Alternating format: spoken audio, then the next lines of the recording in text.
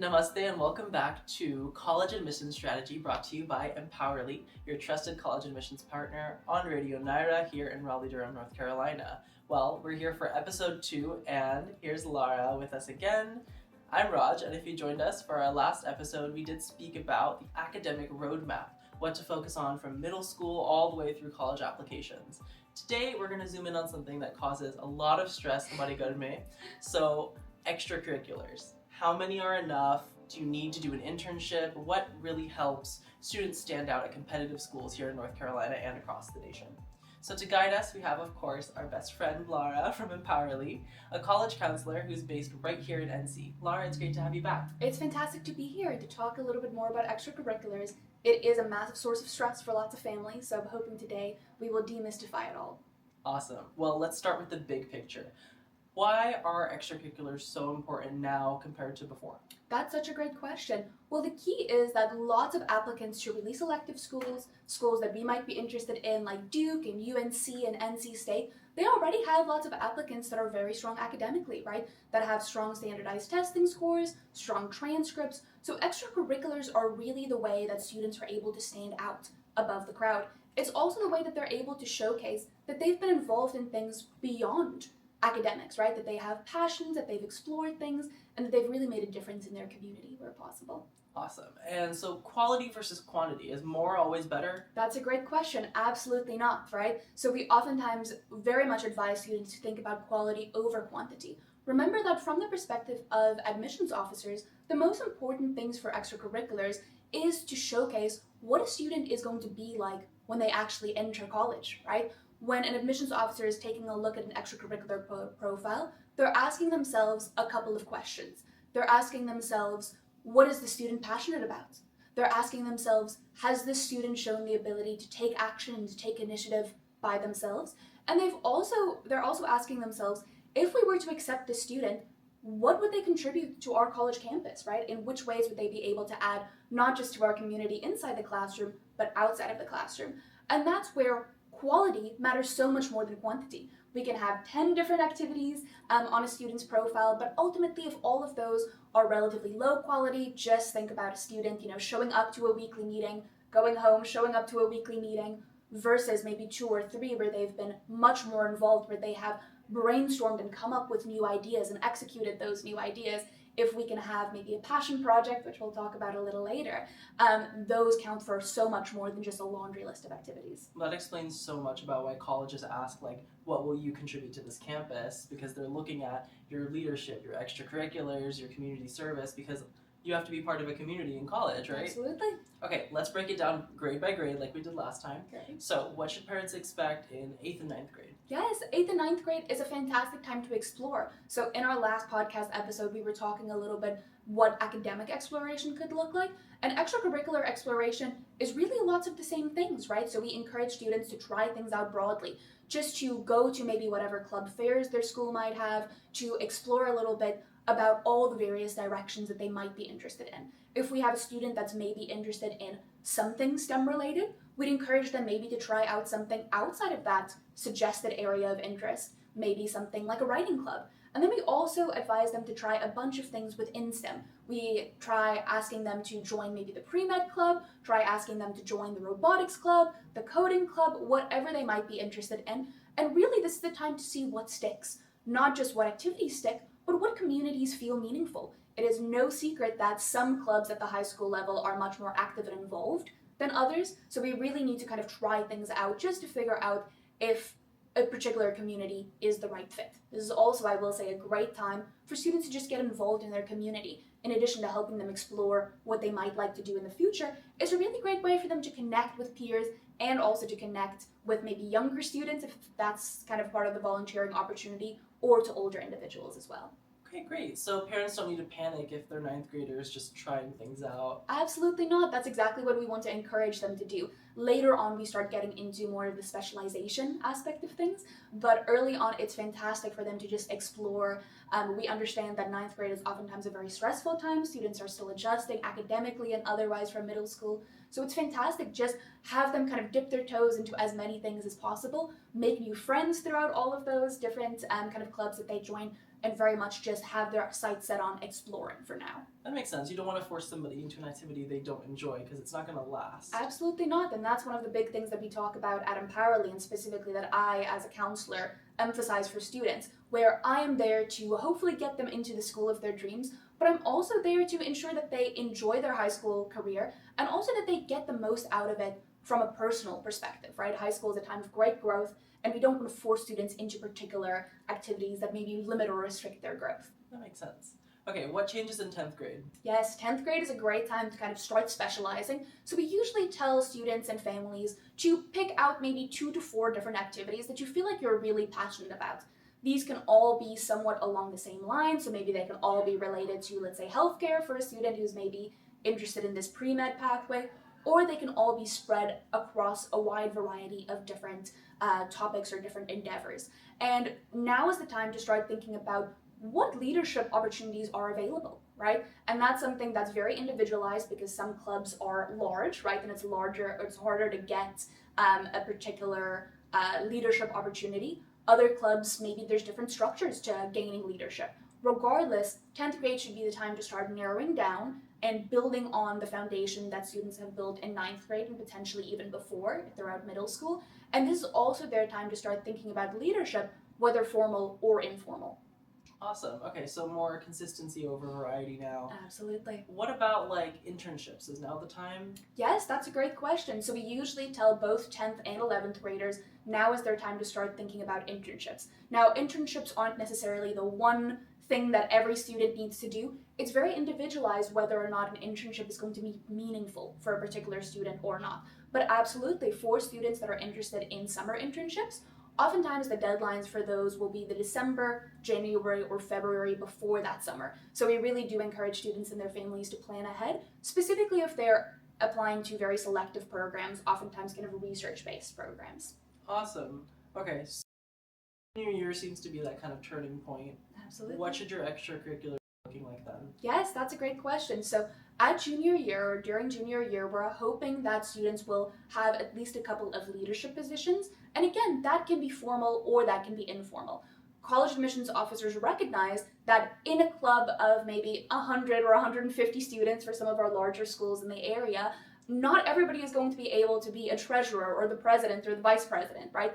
And that's not what it's about. We really want students to just take as much ownership as they can within their context. So that can mean, for example, for a student that's involved in a volunteering project where they might not be, the leader of this, to still come up with ideas, to still make connections between their school club and outside organizations, to lead maybe a small group, to mentor younger students, right? There's lots of ways to do this kind of informal leadership, and junior year very much is the time to start thinking about intensifying commitment there. It's also a great time to start thinking about a passion project. Okay, cool. So do you want to tell me more about passion projects then? Absolutely. Passion projects are one of my favorite things to support students through. The definition of a passion project is really absolutely anything that involves a student coming up with an idea on their own and seeing it through to completion. So from the perspective of an admissions officer, you can imagine this as a huge boost to an application just because they're thinking, oh wow, this student took action. Nobody was telling them what to do each step of the way. Therefore, when they start attending our college, maybe they'll also find solutions, make meaningful change. Now, a passion project can look drastically different depending on, what activities a student is involved in and what they're passionate about. But for example, as part of, let's say, a hospital volunteering program, I've had a student do a passion project where they kind of started bringing origami kits to their kind of volunteering opportunity, and where they started just helping the individuals who are in the hospital kind of fold a couple of different origami things to kind of get them engaged. That's one example. I've had students who I've helped create websites for passion projects that may be more in computer science. I've helped students get involved with research, right? So passion project can be a wide variety of things, but what I encourage students to think about is what are they passionate about learning more about or doing more of, and what kind of problems do they see in their community, and how might they be able to take steps towards solving those. Cool. So you just kind of want to show that you can take initiative and do something on your own. And Absolutely. I think you were telling me a story earlier when we were live on the radio, I was. actually, about if you were in a a group and you see like nothing's really happening in the club, so you kind of take it upon yourself to make sure something happens. You want to see like a tangible outcome that you can put down. Yes. So we were talking a lot about how a student can be the creator of their own story, right? So this is a really important principle that we definitely want students to do throughout high school, not just for college admissions, but also just for their own sense of growth and for their ability to, when they get to college and beyond, to also really take charge of things. So I was talking about the example of a North Carolina-based student, for example, who was kind of struggling with their biology club just because they joined their biology club in freshman year, and at some point it had been really engaging. They used to do hands-on activities, they used to sometimes kind of do field trips, things like that. But as time went on and as leadership changed, the biology club kind of collapsed into the situation where it was just students show up for weekly meetings, there are maybe slideshows about different biological topics, and students go home again. Now, the student that I was working with was really disappointed because they used to love the biology club, and now it was just, almost like a checklist. And they were asking me for advice. Well, from the admissions perspective, can they leave this activity, or is it meaning for them to continue on, even if it's just a case of showing up, leaving, and unfortunately being bored during that meeting time? And my advice was actually neither of the above, right? If possible, let's try changing the organization from the inside. And again, this student was not part of the leadership club or the leadership group at this club, but they were still able to make changes. They were able to pitch to the leadership group, what if instead of the slideshow that you guys show, maybe I brought in a hands-on biology-themed activity for us to do, right?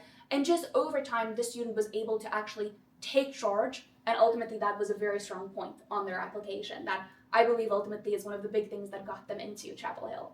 Awesome. So you definitely see that working, like with North Carolina's local students even. Absolutely. I can give you another example of that. There is a student that I was working with who was very involved in her robotics club. Now, this was a fantastic, really active club, but it was almost 100 students. And this asking me, well, just because this is one of my biggest extracurriculars, this is something that I've been doing since freshman year, it's something that I'm very passionate about, it's something that fits in with my interests in pursuing engineering afterwards.